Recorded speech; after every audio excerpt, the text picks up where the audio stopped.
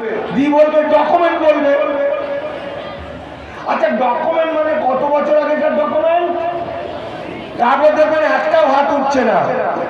1948 সালের 19শে জুলাইয়ের আগের ডকুমেন্ট। বোঝা গেল? তাহলে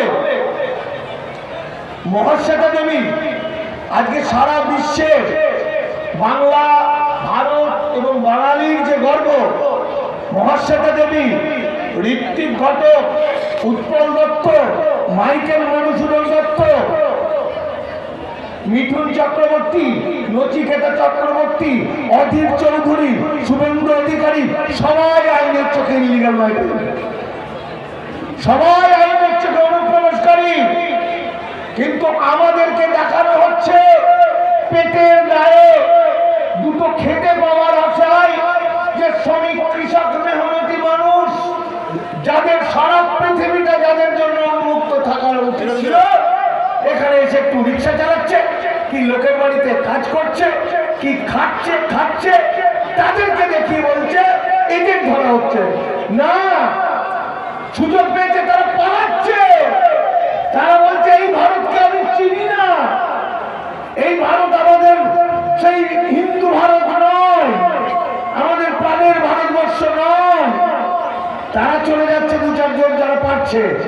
কিন্তু এখানে আমার বাংলার সিনেমা আর্টিস্টদের মধ্যে কম করে 80% বেনাগরিক, গানের শিল্পীদের অর্ধেকের বেশি বেনাগরিক, নেতা, মন্ত্রী, এমএলএ, এমএলপি, ক্যালেস্টার, ব্যালেস্টার, বিচারপতি বেশিটাই বেনাগরিক।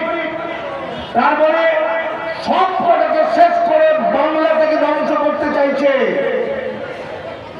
যাই হোক, আমি এসআইআর সম্পর্কে আপনাদের বুঝিয়ে দিলাম। কোন প্রশ্ন আছে? আপনারা কি বুঝতে পেরেছেন? বোঝা গেছে? আমাদের ঐক্যবদ্ধ হতে হবে। আর একটা পয়েন্ট যেটা মারাত্মক, যেটা দেখুন, সত্য যতই ভয়ঙ্কর হোক, সত্য যতই কঠিন হোক, সত্য শুনতে হবে। সত্য মানে রোগটা ধরতে পারলে তাহলে ওষুধ এমনি দেওয়া যাবে। অর্থাৎ 15ই সেপ্টেম্বর এই বছর 2-3 মাস আগে সুপ্রিম কোর্ট যে ওয়াকফ মামলার রায় দিয়েছিল, 73টা মামলা চলেছিল, সেই 73টা মামলার মধ্যে প্রত্যেকটা মামলায় মুসলমানদের জোর করে হারিয়ে দিয়েছে। ভারতবর্ষের 4 লক্ষ ওয়াকফ সম্পত্তি কেন্দ্রীয় সরকার দখল নিয়েছে। প্র্যাকটিক্যালি দখল নেবে 9 তারিখের 5 তারিখের পর থেকে। উত্তরপ্রদেশের 1,26,000 ওয়াকফ সম্পত্তির মধ্যে ওরা বাঁচাতে পেরেছে 150টা। পশ্চিমবঙ্গের 80,000 ওয়াকফ বা ইউজার সরকারের হয়ে গেছে। বাংলার 8,000 ওয়াকফ সম্পত্তি বাঁচানো যেত, কিন্তু আমার দাদা ভাইরা, আমার মাথার যারা স্লিপার সেল আছে আরএসএস এর, তারা মিথ্যা করে বলেছে আমরা জিতে গেছি। তাই মুসলমানরা ঘুমিয়ে পড়েছে। তাই 8,000-এর মধ্যে মাত্র 100 কয়েকটা বাঁচাতে পেরেছে, বাকি সব চলে গেছে। 5ই ডিসেম্বর লাস্ট ডেট, মানে আর 12 দিন। এই 5ই ডিসেম্বরের মধ্যে এই সময় কাগজপত্র জোগাড় করাও কঠিন। ধরুন কেউ একটা জমি ওয়াকফ করেছিল, তিনি মারা গেছেন, তার ছেলে লিখে দেবে, কিন্তু তার কাগজও জোগাড় করা যাবে না। আমার সঙ্গে মুসলিমদের বড় বড় নেতাদের অনেক ঝগড়া হয়েছে। আমি গত 6 মাস ধরে বলছি যে ওয়াকফ সম্পত্তি জনগণের সম্পত্তি, আল্লাহর সম্পত্তি, তোমাদের বাবার ঠাকুরদার নয়। তাই জনগণকে তোমরা বলে দাও, জনগণ বুঝে নেবে তাদের আল্লাহর সম্পত্তি তারা কিভাবে রক্ষা করবে।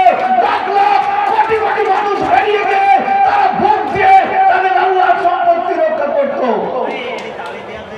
ওরা রাজি হয়নি, ওরা করেনি। কেন করেনি? বিজেপি বলেছিল ওয়াকফ সম্পত্তিগুলো অন্য লোকেরা দখল করে নিচ্ছে, আমরা সেগুলোকে আদায় করে নেব।